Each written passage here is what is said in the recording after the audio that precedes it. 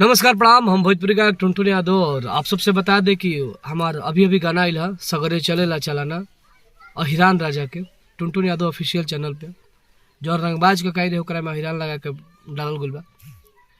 कैसे बहुत सारा भाई लोग के डिमांड रहा तो हम पहले ही गले रही, लेकिन पहले ये छोड़े रही।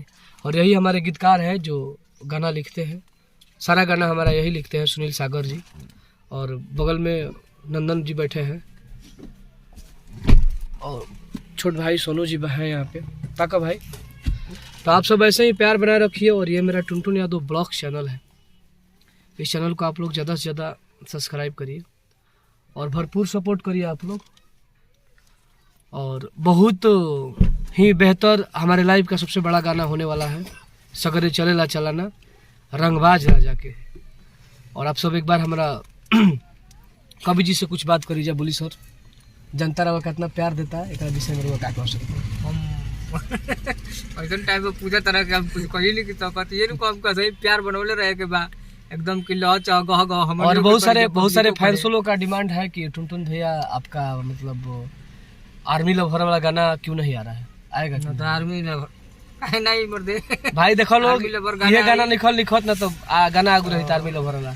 आ तार लोग के प्यार आशीर्वाद से गाना एगो आर्मी वाला गवाइल बा, बहुत ही जबरदस्त गाना। वो गाना एक तरफा बाजी वो 2-3 दिन के अंदर हम गाना उठलवा तनी आर्मी लवर गाना आई, सब गाना आई जे जैसन मांग करी वो प्रकार के गाना आई। जे हां जे भी जैसन डिमांड करी वैसन गाना आई। अगर पब्लिको के लागत है कि हे विषय पर गाना होके के चाहिए तो खातिर आप सब कमेंट करी जा, बताई जा कि वैसन गाना आवे के चाहिए तो हमने जरूर गाना लेके आएम जा। और हम लोग अपने टीम के साथ अपने गाड़ी में सोनू जी, नंदन सर, विकास यादव भैया और सुनील सागर जी। तो आप सब हमारे टुनटुन यादव कोबा जी हाँ सुनील सागर कोबा जी हैं। और गाना बाकी अरे की सुनतानी की तो हर यार हो बागी हाँ बाते बाते पदेला गोली उदागी।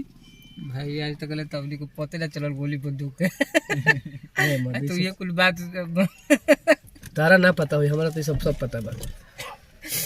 तो लाखों रखल बाटे तोरा इनाम राजा पर।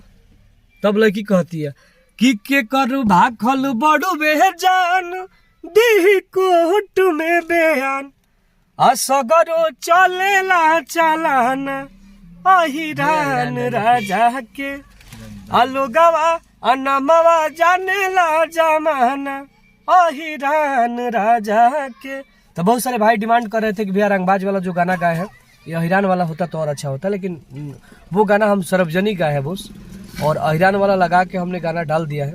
ये देखे कितना प्यार देता है। और देखो तनी कि कौन गाना के हमारे व्यू ज्यादा जाता है, अहिरान वाला के कि रंगबाज राजा के। आप सब प्यार दीजा, ये सब आप सब अगर वो सब जैसन चाह वैसन टुनटुन गावेले, हमेशा गावेले। पब्लिक डिमांड पर गाने आवेला। हाँ, तो ये पब्लिक का डिमांड था कि नहीं, हमारे टीम के लोग कुछ लोगों ने बोले कि नहीं रंगबाज वाला गाना पहले डालिए, तो हमने रंगबाज वाला डाल दिया। और फिर लोगों ने बोला कि नहीं अहिरान वाला डाल दीजिए, तो हमने अहिरान वाला गाना डाल दिया। के जौन बात आर्मी लवर पर जितना भी मतलब मैंने बहुत लोग कहता कि हाँ आर्मी लवर पर गाना आवे के चाहिए, तो आई आर्मी लवर पर गाना और बहुत जल्दी आई। हाँ, सरस्वती पूजा के आसपास में। हाँ, गाना बहुत जल्द आ रहा आर्मी पर। और तब तक सर्दी के दवाई के गाना के और जा बहुत शीतलहरी हो और रंगबाज राजा गाना के दबा के आप सब बजाई जा, बखवा बिरादरी से लेके सब तमाम सिनेमा। तो आप सब लगाई जा और गाना बजाई जा, खूब बड़ा बड़ा साउंड पर अब की बार बजावे सरस्वती पूजा में तैयारी ऐसा नहीं बा। लव यू, जय भोजपुरी समाज।